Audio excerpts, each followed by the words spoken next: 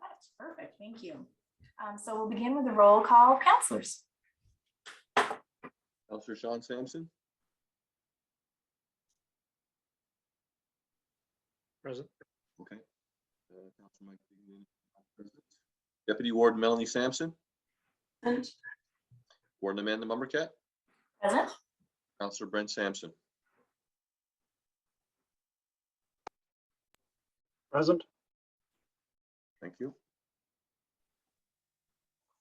Okay, so we have next on our agenda is a public hearing. So the first one is regarding the St. Peter's Land Use Bylaw Map Amendment, rezoning for the rear portion of the lot at 9959 Granville Street, St. Peter's, PID 750-53397, from residential village R1 to downtown commercial C1.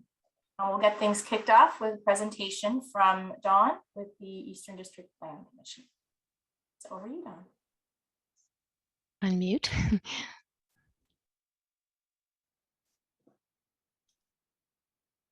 There we go. Okay.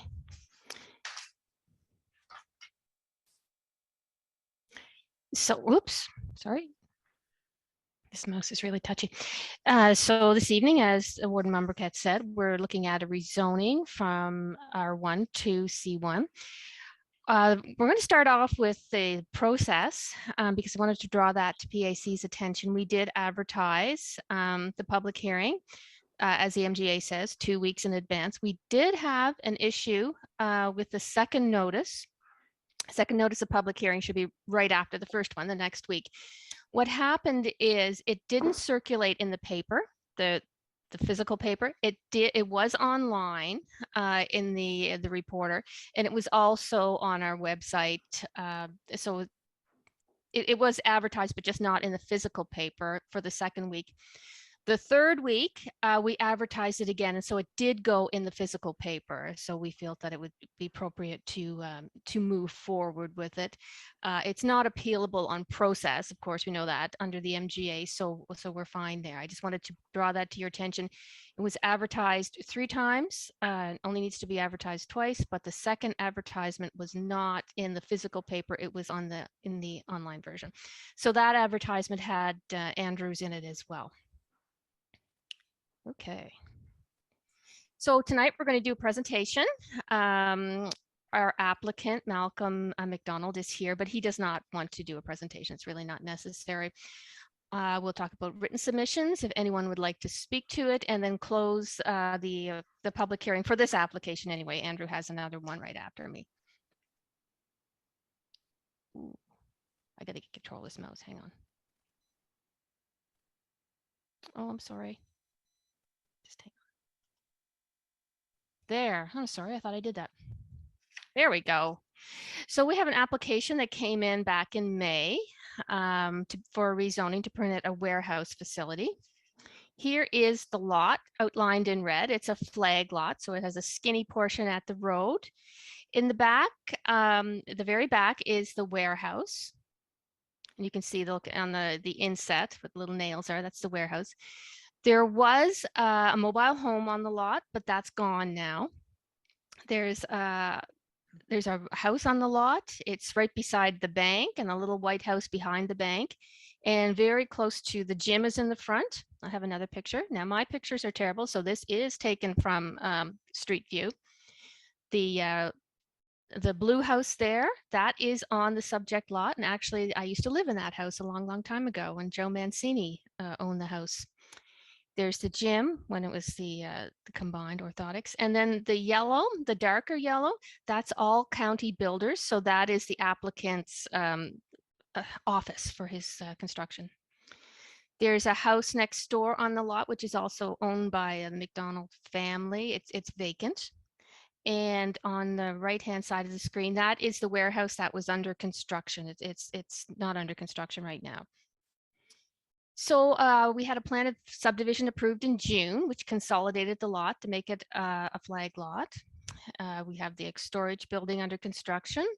Now, what Mr. McDonald wants to do, he wants to have store his wood. So this is wood for cabinet making. So there's cabinet making and storage, which are all permitted uses in the C1 zone. There'd be no outdoor storage because this is a higher quality wood, you know. Here is a policy A5, which allows you to rezone to a use immediately adjacent. So we don't need to have a municipal planning strategy amendment. This is in every MPS, municipal planning strategy. So when we're doing this, we look at different things. We look at certain criteria, such as the financial capability, are water and sewer, are they adequate? The road network, can it handle it? Will it contaminate any water courses? And all this is in my staff report. We look at conflict. Is there any conflict and how to mitigate that? So the Village of St. Peters, we contacted them for two things, for the water utility, and the water utility is adequate to support, so we won't be taxing their system. Mr. McDonald doesn't plan to put water and sewer into that property. It's not a retail property. It's not open to the public, so you're not going to walk in there and look at your kitchen cabinets there. It's too small for that. It's basically to support his business. The village is capable of absorbing any costs related to the development, which would be next to nothing. The Department of Transportation said the road network was adequate leading to the development. What they did ask is that no trucks back out of the driveway onto Granville Street. And Mr. McDonald said, no, they have adequate room to turn around there. And of course, it'd be going over the sidewalk. So the village was also contacted and they had no issues either. Recreation, not applicable. We did look at the DNR mapping, natural resources mapping, and there's no water courses on the site. It's also in conformance with the statements of provincial interest, which speaks to sustainability. And this is an infill development, so it's in keeping. We analyzed the site and we felt that this application was in keeping with the intent of the municipal planning strategy. We brought it forward to the Planning Advisory Committee on the 14th, and they gave a positive recommendation to move it forward. So they were in favor of the rezoning. And it went to council on the 20th to give first reading and set a public hearing date.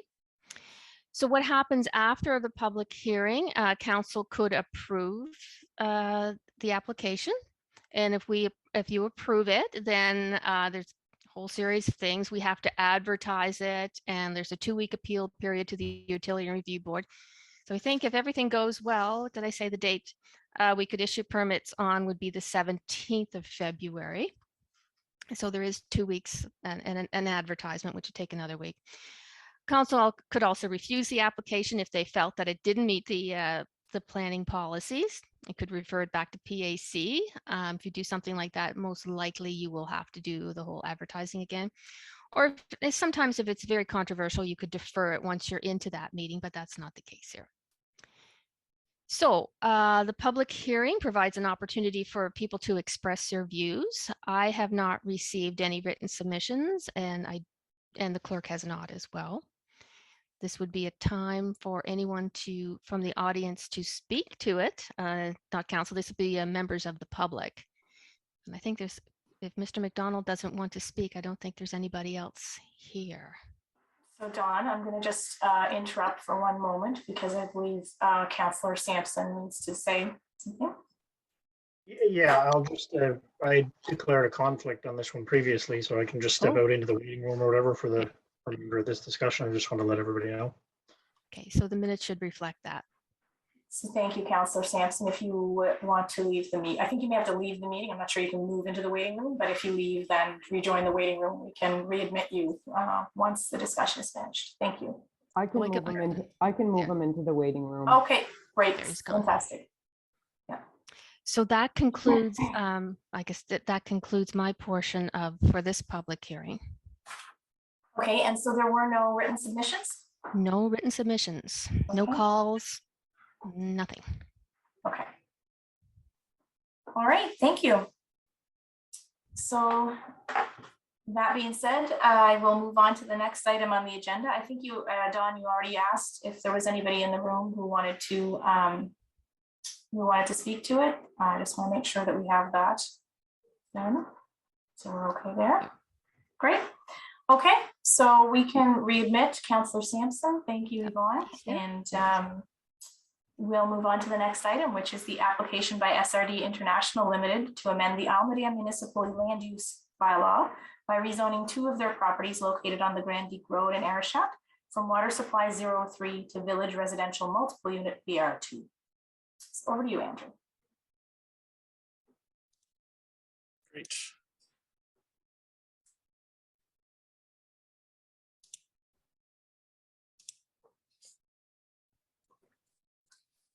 Okay. Yeah. Good evening, everyone. Thank you, Warden. So this is a proposed plan amendment in the water supply zone in Arishat.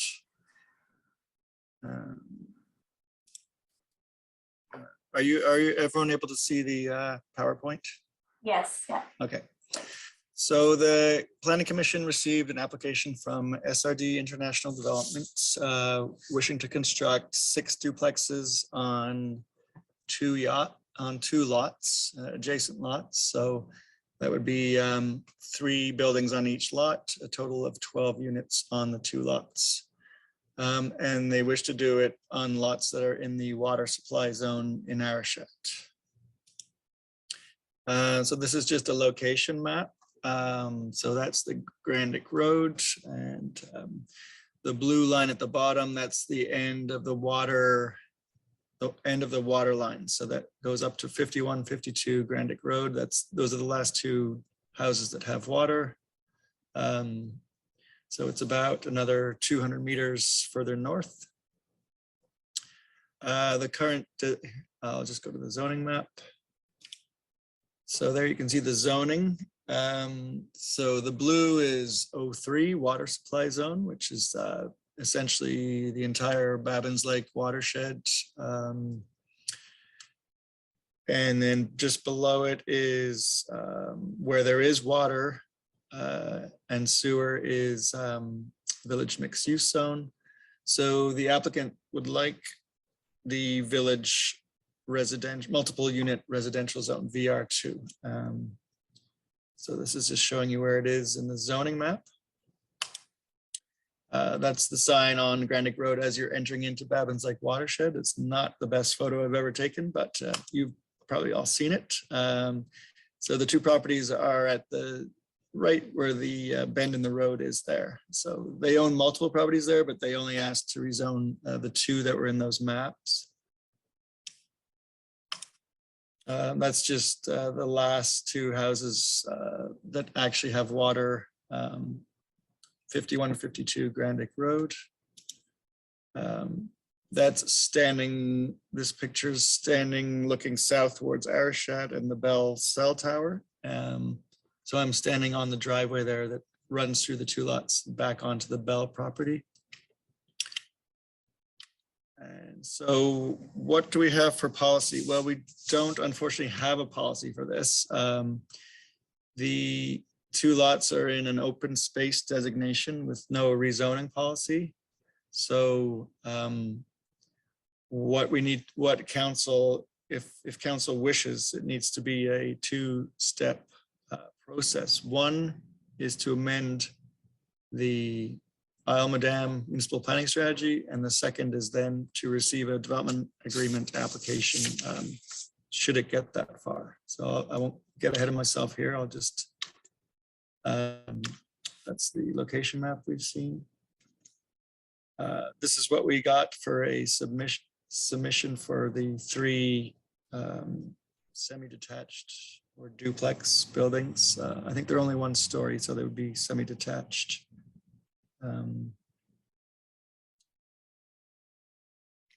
So any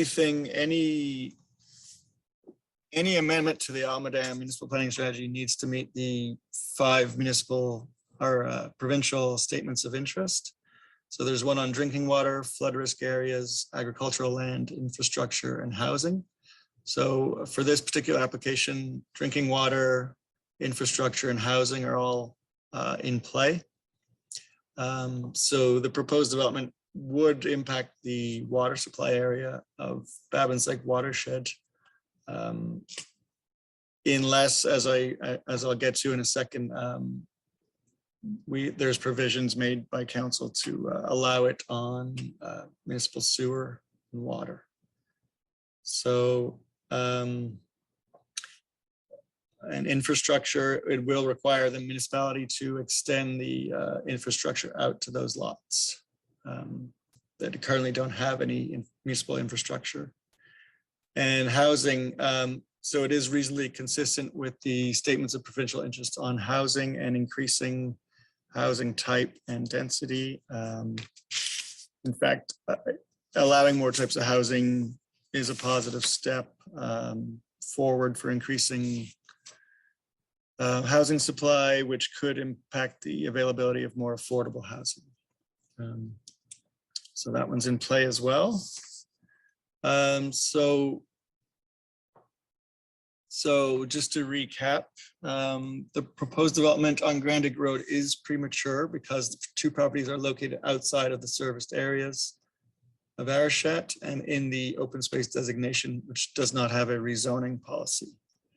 So if council so chooses, council would need to follow a two-step process to allow this development to occur. The first one is, as I said, needs to amend the Isle Madame municipal planning strategy to allow this type of development in the water supply zone by development agreement. And the PAC, just on that point, the PAC Planning Advisory Committee passed a motion to recommend the staff report with proviso that the development agreement provision only be open to developments to be serviced by central municipal water and sewer services. So the amending clause would be to require the development to be serviced by municipal sewer and water services. So all that's in the staff report and the amending pages. So first amending page would be changing the Isle Madame municipal planning strategy, and this page 2 would be changing the land use bylaw. So then if council decides to do that, then the applicant can apply for a development agreement under the new policy, which we're suggesting would be policy 4.3.5, which is in the open space section of the document. So we didn't receive any, staff here didn't receive any submissions either by phone or email, and neither did the municipal clerk. And as my colleague Don just said, it was advertised and meets all the requirements of the Municipal Government Act for advertising. And yeah, PAC recommended allowing this amendment to the MPS with the proviso that it be by development agreement and only on municipal services. So I think I'll conclude it there and stop sharing my screen. Okay. So do we have any oral comments? I don't believe there's anybody in the meeting to do that.